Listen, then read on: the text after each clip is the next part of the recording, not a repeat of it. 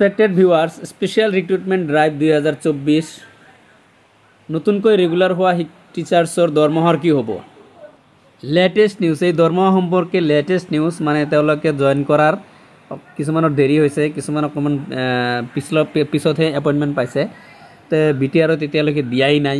গতিকে তেওঁলোকৰ দৰমহাৰ কি হ'ব এই সম্পৰ্কে লেটেষ্ট নিউজটো আলোচনা কৰিম আপোনালোকৰ লগত। চ' ভিডিঅ' সকলোকে চাব। এণ্ড ওৱান ৰিকুৱেষ্ট ইউ, চেনেলটো নতুন হ'লে এনেকুৱা ধৰণৰ ইনফৰ্মেটিভ ভিডিঅ' পাবলৈ চেনেলটো ছাবস্ক্ৰাইব কৰি দিব।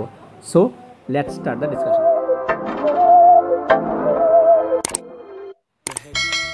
ফ্ৰেণ্ডছ, এয়া চাওক, প্ৰাথমিক শিক্ষক সন্মিলনীৰ বিশেষ পত্ৰ দিছে মাননীয় শিক্ষামন্ত্ৰী মহোদয়লৈ।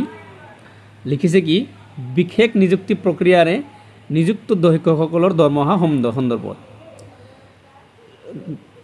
লেটাৰটো ধুনীয়াকৈ লিখি দিছে, মই লেটাৰটো আপোনালোকক পঢ়ি শুনাই আছোঁ।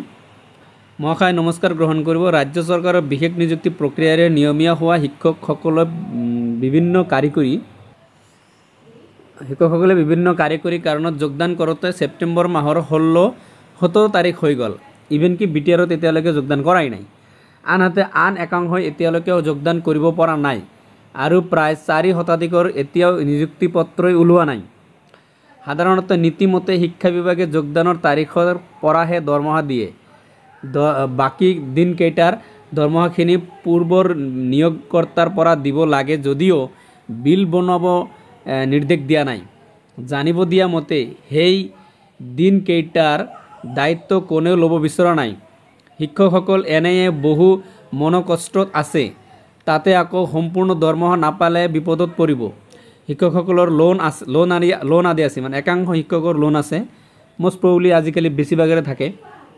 তাৰোপৰি শাৰদীয় দুৰ্গা পূজা সমাগত, গতিকে বিষয়টো সন্দৰ্ভত আপোনাৰ দৃষ্টিগোচৰ কৰিলোঁ আৰু শিক্ষকসকলৰ সময়মতে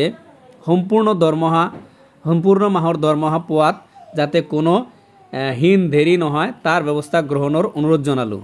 শ্ৰদ্ধাৰে প্ৰাথমিক শিক্ষক সন্মিলনী। তো ইয়াৰ দ্বাৰাই আপোনালোকে যিবিলাকে স্পেচিয়েল ৰিক্ৰুটমেণ্ট ড্ৰাইভৰ আণ্ডাৰত ৰেগুলাৰ হৈছে তেওঁলোকৰ দৰমহালৈ এটা বেমেজালিৰ সৃষ্টি হৈছে। এইখিনি বুজা গৈ আছে যে আগত যেনেকৈ আপোনালোকৰ SSC দৰমহা দিব, তো SSCৰ পৰা এতিয়া মানে ৰেগুলাৰাইজ হ'লে SSC দৰমহা নিদিব, সেইটো ট্ৰেজাৰীৰ পৰা হ'ব।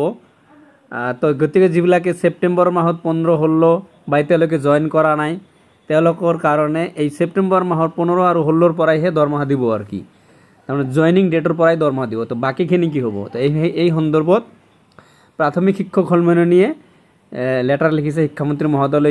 হয়, শিক্ষামন্ত্ৰী মহোদয়লৈকে লেটাৰ লিখিছে প্ৰাথমিক শিক্ষক সন্মিলনী, যাতে যিহেতুকে SSCৰ ফালৰ পৰা বিল বনোৱাৰ অৰ্ডাৰ দিয়া নাই, খবৰ পাইছে, গতিকে যাতে ইয়াৰ ওপৰত এটা শিক্ষা ডিপাৰ্টমেণ্টে কোনো এটা ব্যৱস্থা লয় যাতে চেলাৰীখিনি সময়মতে হৈ যায়।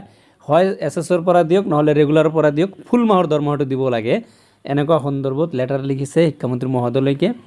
এতিয়া আমি শিক্ষামন্ত্ৰী মহোদয় বা শিক্ষা ডিপাৰ্টমেণ্টৰ পৰা নেক্সট কি ৰিপ্লাই আহে এইলৈকে বাট চাব লাগিব। তো আজিৰ ভিডিঅ' মানে শেষ কৰিছোঁ। থেংক ইউ ফৰ ৱাচিং দ্য ভিডিঅ'। ভাল লাগিলে লাইক, শ্বেয়াৰ, ছাবস্ক্ৰাইব কৰি দিব। Thank you so' much.